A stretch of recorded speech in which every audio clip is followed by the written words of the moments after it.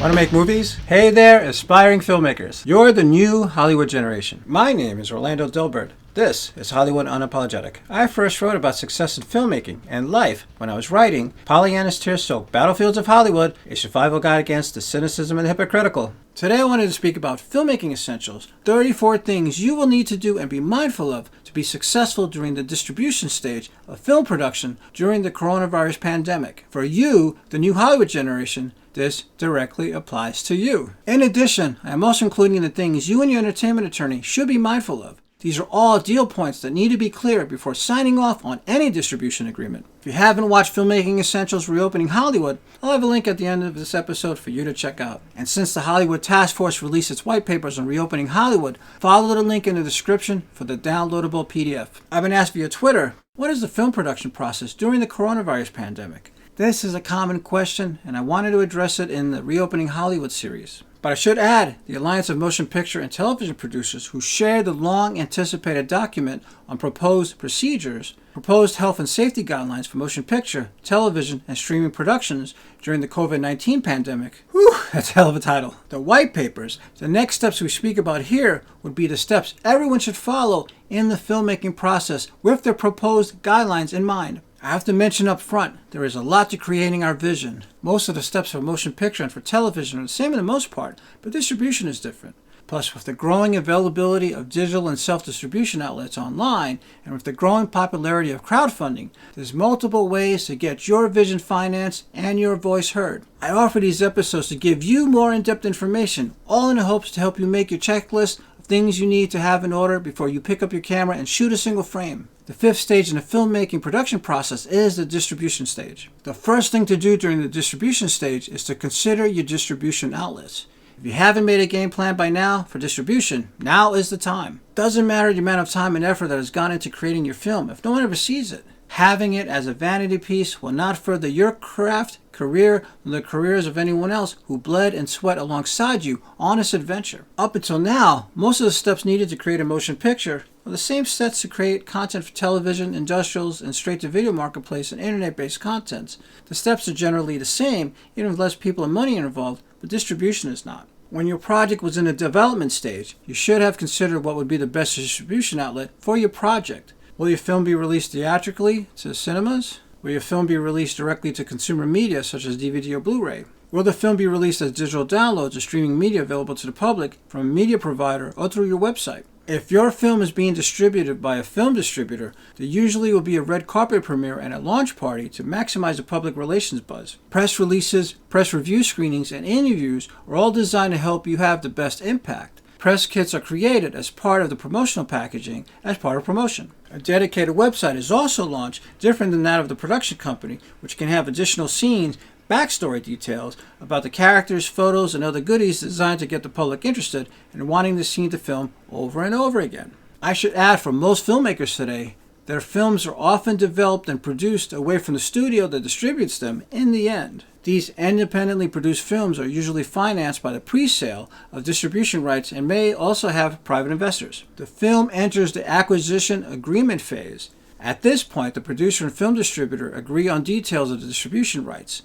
This is called a negative pickup deal. In most cases, the studio that is distributing your film will pay for your marketing and advertising costs in a negative pickup deal. The studio and producer will share the profits. There can be a 50-50 split between the studio and producer without a distribution fee for the studio. Also, as part of a negative pickup deal, the distributor in many cases will offer to give the producer an advance. This is based on what is estimated the profits may be. Producers will want to get as large of an advance they possibly can acquire, knowing they will never see any payment on the back end. That's based on the film doing poorly and there are no profits to share. On the other hand, the distributor will want to pay as little as possible as an advance of his share on the projected profits. I've seen many first-time filmmakers brag about how inexpensive it costs for them to produce the film before the distribution deal is secure. This is a huge mistake. It's common for the distributor to not want to offer more than the cost of production. One thing is to always keep in your mind, the distributor has no right to look at your books, so keep your mouth shut.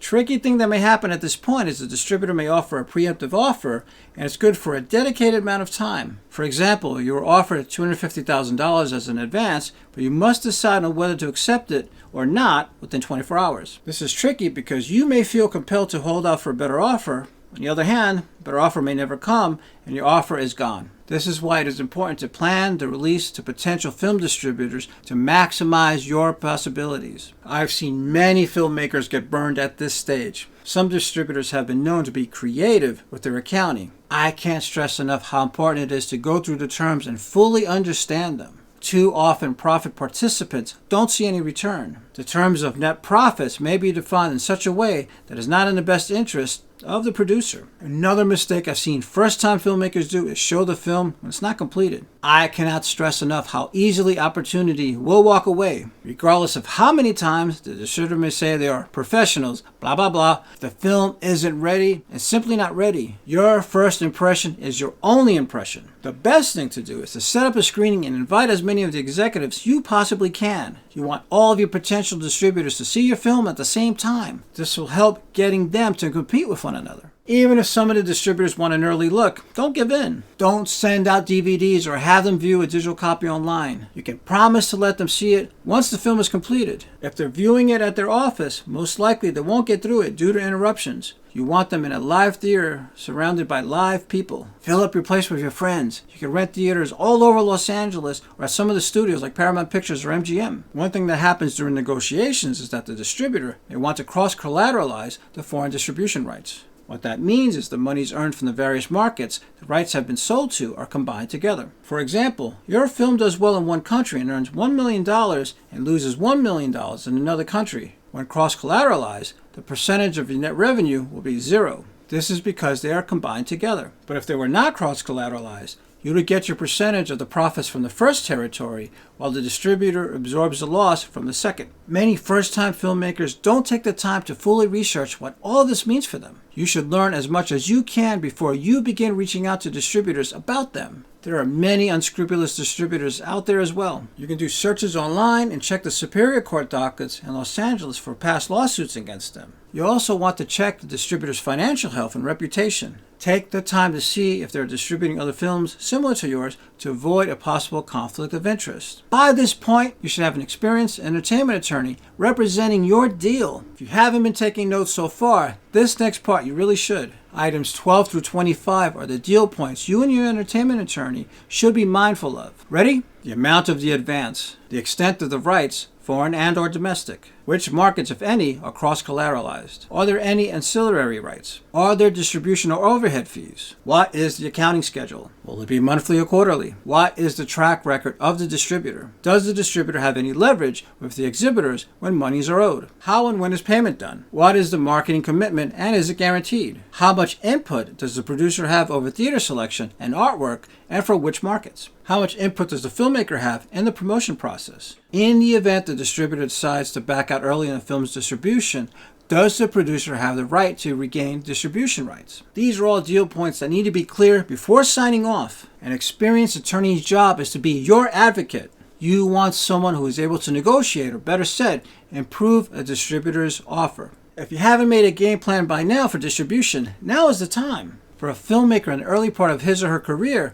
there are options in the independent filmmaking community. Being outside of the traditional forms of film distribution through the studios, financing, distribution, and marketing are harder to accomplish. Most independent filmmakers attempt to have their films seen at film festivals. One thing you should know, some film festivals have an unspoken criteria where they have a preference for student projects. I've seen productions I've worked on go nowhere because once the films were submitted and fees were paid, they weren't selected. On more than one occasion, the film's director was told by someone inside that particular film festival of the preference of their choices. I don't want to give the impression this is every film festival. It certainly is not. But I have seen it plenty of times. Bless you, Internet. The Internet, without a doubt, has helped make our world smaller. Now there are Internet film distribution companies that offer an online distribution service geared towards the independent filmmaker. Some of those have helped get films sold via mainstream marketplaces and reach a global audience. Plus, sites like YouTube have programs that can allow content creators monetize their products. Remember to do your research.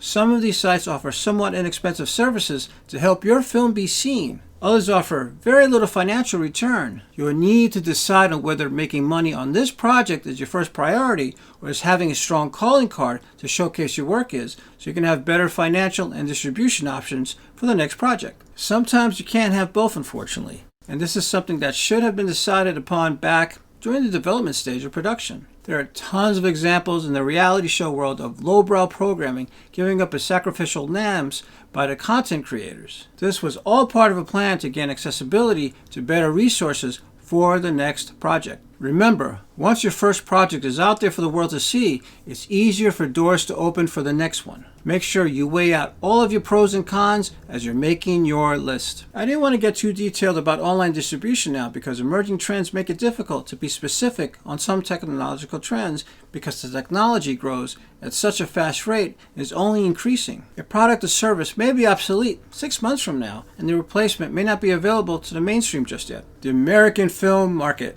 Also, when making your list, make sure to include the American film market. The American Film Market is an 8-day networking event whose main purpose is to gather distributors and content creators from over 70 countries that are looking to acquire, finance, and sell projects for distribution. Don't think of this as a film festival. This is one of the premier global marketplaces in the film business. The American film market attracts distributors, development executives, financiers, attorneys, film commissioners, film festival directors, agents, writers, and film producers and directors. The American film market uses all 15 movie theaters on the 3rd Street Promenade in Santa Monica, which can have over 700 screenings. There are other film markets in the world, but this one is local and is a big deal. Plus, they have a lot of resources available to help you streamline whom you want to see while you are there. The event runs annually in November. Although marketing technically doesn't fall under distribution, it is important to have your branding together when you begin to reach out to others. Your one sheet should look like other promotional items, including the website for the project. There should be continuity throughout. See what worked for others in your specific genre. This may seem like a no-brainer, but it's not obvious to everyone. Look at what other filmmakers have done regarding marketing and branding their past projects and see what works for your project. Even if something is out of your promotional advertising budget, see how the individual pieces work with one another. There will always be something you can learn from another project's successful campaign that works that you may be able to use as inspiration. Look for continuity. A huge mistake some young filmmakers make is they don't have consistency between promotional items. Good branding is what people will remember. And don't be afraid to think out of the box. You don't always need a lot of money to get attention. A good example is Daniel Myrick and Eduardo Sanchez, The Blair Witch Project, released in 1999. The film's story was about 3 student filmmakers who disappeared in the Black Hills near Burkittsville, Maryland in 1994. They were filming a documentary about a local legend known as the Blair Witch. A year later, their film and sound equipment was discovered. The Blair Witch Project is the actual film that was discovered. All of the marketing pushed the film's discovery, which worked well for a horror film. And worked well it did. The film grossed over $248 million USD worldwide,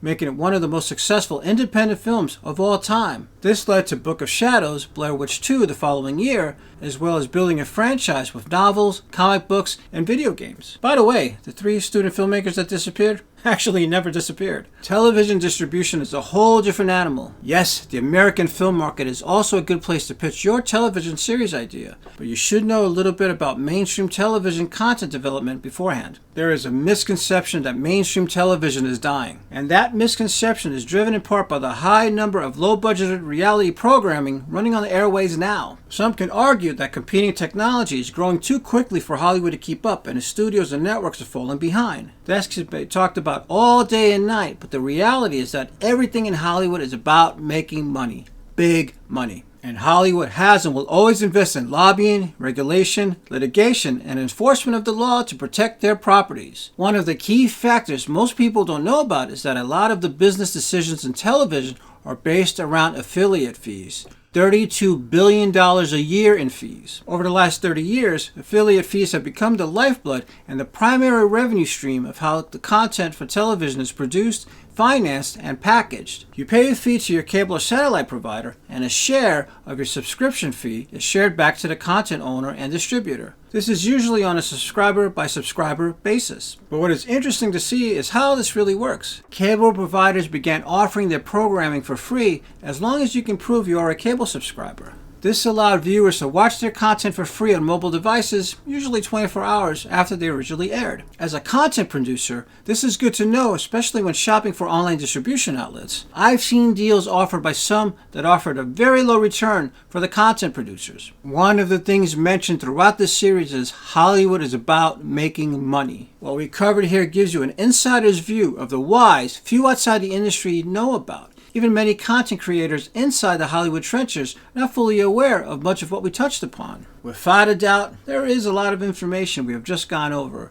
and when looking at it in one shot, it can be a bit overwhelming. Please don't let that discourage you. I should add that what I've mentioned here today might have some overlap. It's best to put together these items in order, but as you go through the process, you'll most likely find one of the elements you're working on directly affects something else. Sometimes multiple items are worked on simultaneously. If you're a one-man or one-woman show, it may be a bit difficult to do, but like with anything else, do your best to do one thing at a time and don't let it overwhelm you. Have fun with it. Being part of any film crew, you have to accept it as a very tightly run unit. And as I mentioned throughout this series, we as members of the new Hollywood generation are all in it together. We're all in close proximity of one another. And under normal circumstances, sometimes our lives are at risk while on the clock. Today, the risk is higher, and this new way of working and living may be with us for months or even years to come. Be safe, be smart, take it all one day at a time, and don't forget to be great. I'm going to add a link at the very end to the episode Filmmaking Essentials Reopening Hollywood. If you haven't checked it out, I think you'll dig it. Are you ready for the challenge?